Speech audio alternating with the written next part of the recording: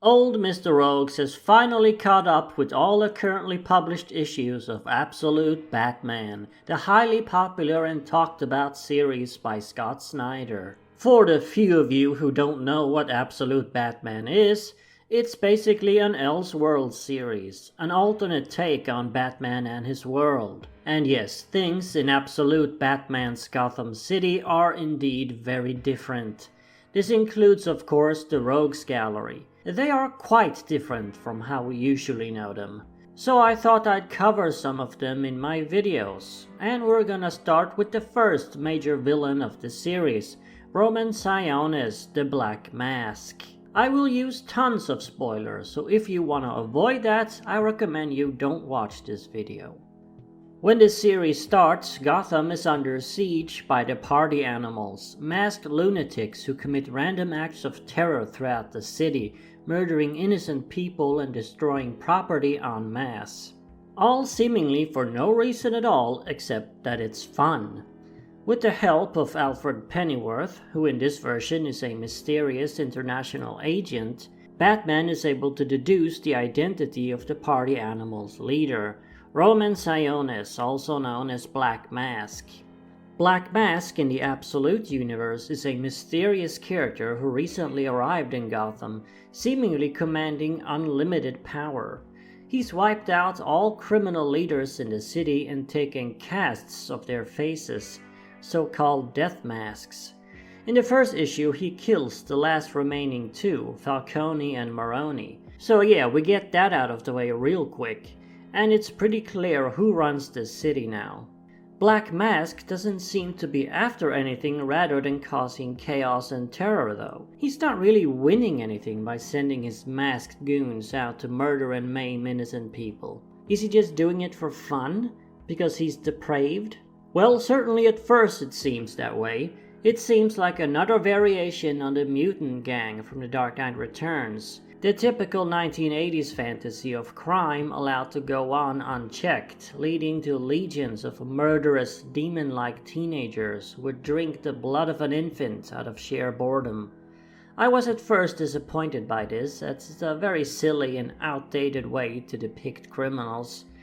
But this isn't really what's going on. When we finally learn more about those weird masks the party animals wear, we begin to learn the true motivation behind their heinous acts. And it's pretty interesting in my opinion. It's money. Yeah, I know it sounds kinda basic, but money makes the world go round after all. Cash rules everything around me. The masks are highly advanced pieces of tech that will show the wearer how much money any potential target around them are worth.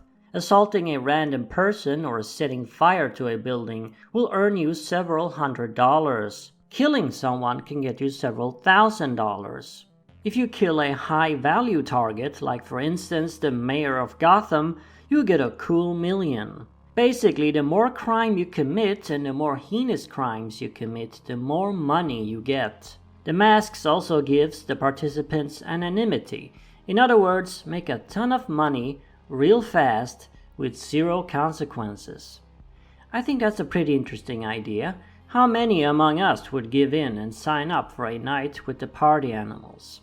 You wouldn't even have to murder anyone, you could just burglarize a store or burn down an empty building, and you wouldn't get arrested because your identity is secured. And if you're a person with questionable morals already, I don't at all see what's stopping you from going for the real cash prizes.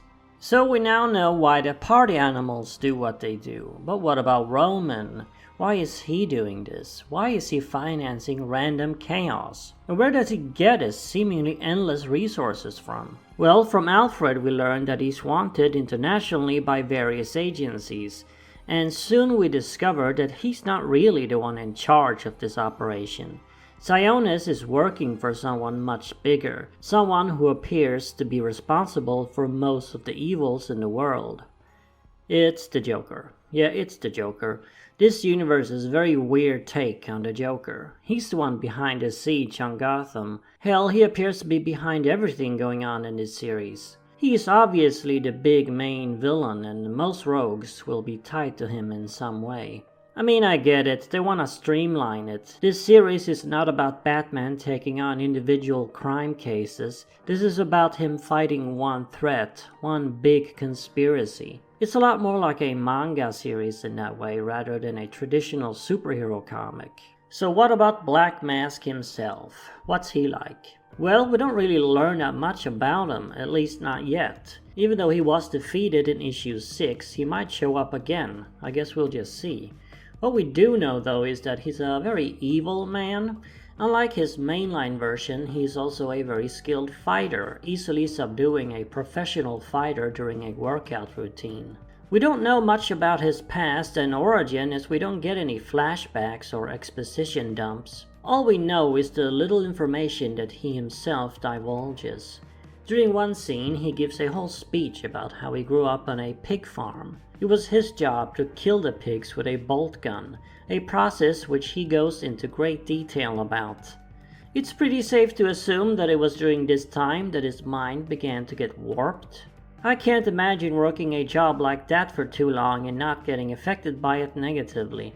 But besides this, we know nothing about his past and what made him into the man he is today, and why he's working for Joker. He does give a pretty interesting speech to the citizens of Gotham though, that might give some insight into his beliefs. It depends on if he's actually being genuine or just bullshitting. He talks about the futility of the common man's struggles versus the rich. To quote him exactly, he says, "You can barely pay your bills while their money makes money.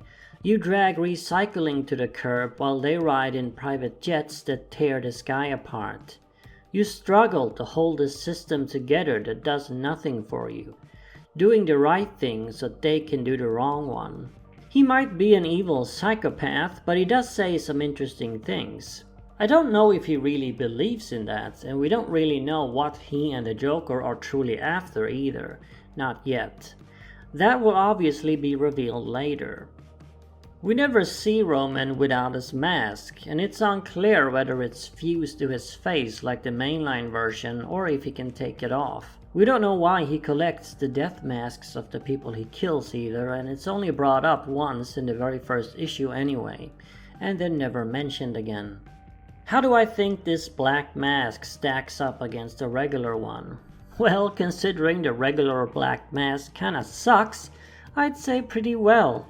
Black Mask is not a very good character usually. Sometimes he has a mask theme about people's true and false faces, sometimes not.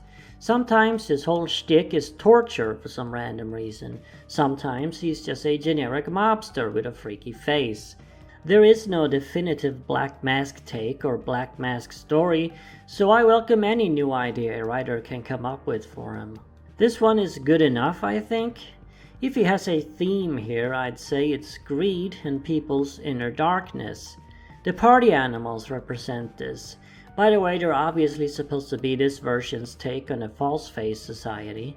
They do wear their masks to show their true selves, but not in the traditional sense. It's by being anonymous that these people can let out their inner destructive side and succumb to greed. Without the masks, they couldn't do that.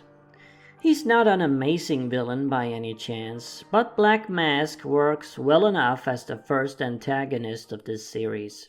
He's really just a warm-up for the truly freaky and far-out-there rogues that come later, and we'll get to those eventually. The next one will probably be Bane, but I'm gonna wait till next month's issue is out, as it seems it might give us the final fight between Bane and Batman. In the meantime, I'll find something else to yap about.